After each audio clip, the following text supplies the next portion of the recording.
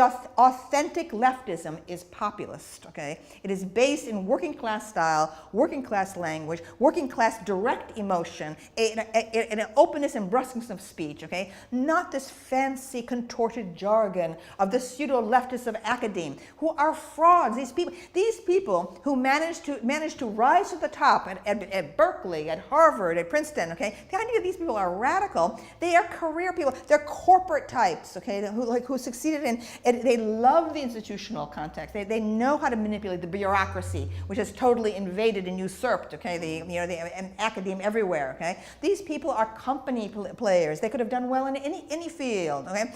They love to sit in endless committees. They love bureaucratic regulation and so on. There's not one leftist, okay, in American academe raised his or her voice against the obscene growth of tuition costs, which have bankrupted a whole generation of young people. Not one voice, okay, to challenge that invasion by the bureaucrats, okay, absolute fascist bureaucrats, okay. They're cancerous, okay. There's so many of them. The faculty have completely lost any power in American academe, okay. It's a scandal what has happened, okay, and they deserve the present servitude that they're in right now, okay, because they never protested. Okay? Yes. My first job at Bennington College, 1976, I was there when there was an uprising by the faculty against encroachment by the Board of Trustees and the president, okay, and it was a huge thing. It was reported on the New York Times and so on, and we pushed that president out, okay, and there's not been a single uprising of that kind against encroachment by the trustees and by the administrations in all these decades, okay, passive slaves, they deserve their slavery. Yeah, I couldn't agree more. I've thought the same thing about university professors for a long time, is that they get exactly what they deserve. Yes. Because they never stand up and say no. Mm-hmm. And the fact that in the United States, it's not quite as bad in Canada, I wouldn't say, but the fact that the students have been essentially handed a bill of indentured servitude here for their student loans is absolutely beyond comprehension. You know, it seems to me that the bureaucracy has basically conspired to determine how to pick the pockets of the students' future earnings, right? Mm-hmm. And they do that by offering them an extended adolescence with no quality control, mm-hmm. something like that. So it's a real bargain with the devil. And a total abandonment of any kind of education, actually, in history and culture.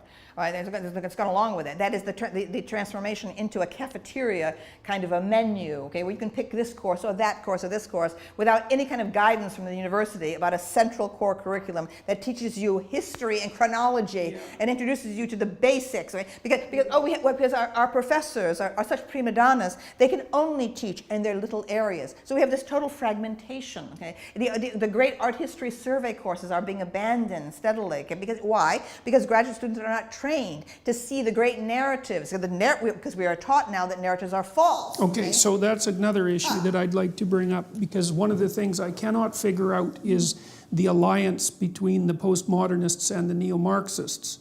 I can't understand the causal relationship there, because tell me if you disagree with this, okay? Because I'm a psychologist, not a sociologist, and so I'm dabbling in things that are outside of my field of expertise, and there is some danger in that. But the central postmodernist claim seems to me that because there's a near infinite number of ways to interpret a complex set of phenomena, which actually happens to be the case, that you can't make a case that any of those modes of interpretation are canonical. And so if they're not canonical, if that canonical element isn't based in some kind of reality, then it serves some other master. And so the master that it hypothetically serves for the postmodernists is nothing but power, because that seems to be everything that they believe in. They don't believe in competence. They don't believe in authority. They don't seem to believe in an objective world, because everything is language mediated. So it's an extraordinarily cynical perspective that because there's an infinite number of interpretations, none of them are canonical, you can attribute everything to power and dominance.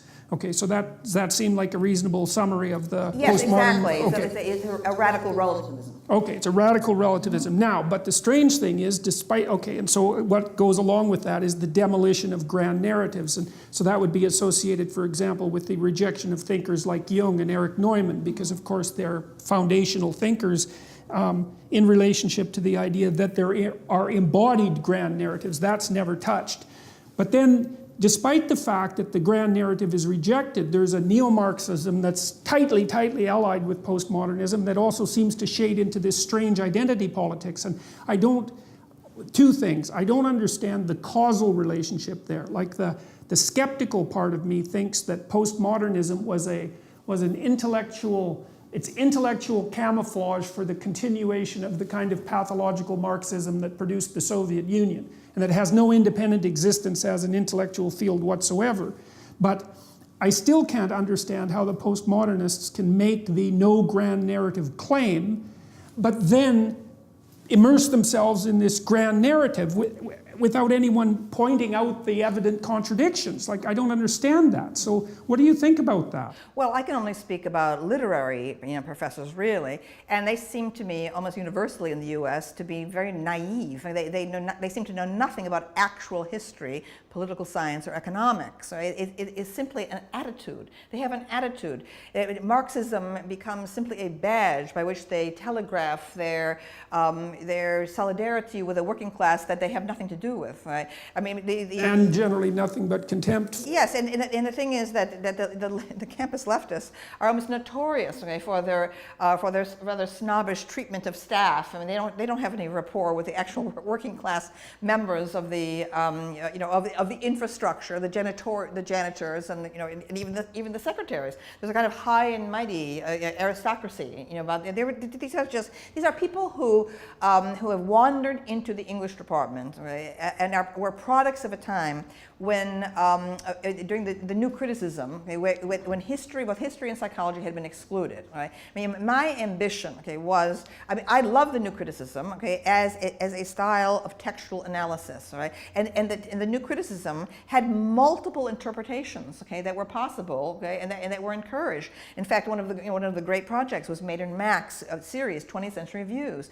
where you had at least books. I adored them in college. It was about Jane Austen, or about Emily Bronte, or about Wordsworth, and they were collections of alternate views of the same thing. The idea that there were no alternate views and there was no relativistic, situational kind of an interpretive approach is nonsense. Okay, but the point was we needed to restore, okay, history to literary study, okay, and we needed to add psychology to it because there was great animus against Freud. When I arrived in graduate school, in fact, I actually went into the director of graduate studies and protested the way Freud and Freudian were used as negative terms, okay, in a sneering way by the very WASP professors, right? So we needed to have, and actually it seemed like we were moving there, okay. In the early 1970s was a great period of psychobiography about political figures, okay, and so I thought it's happening this year, and all of a sudden it all got short-circuited by this arrival, of post-structuralism and postmodernism in the 1970s, right?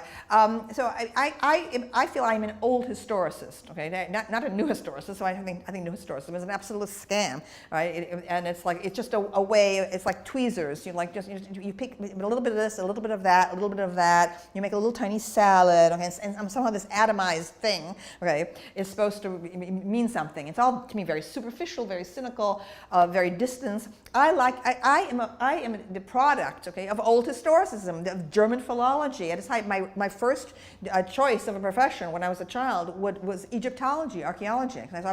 Everything I ever think about or say is related to an enormous time scheme, okay, from antiquity and indeed from the Stone Age, right? And that is the problem with these people. They're mal-educated. The postmodernists and academic Marxists, okay, are mal-educated, embarrassingly so, okay? They know nothing before the present. Right. Foucault, okay, is absolutely a joke before the Enlightenment, okay?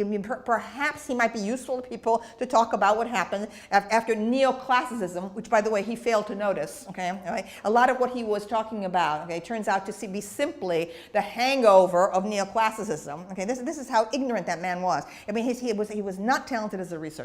He knew absolutely nothing, okay?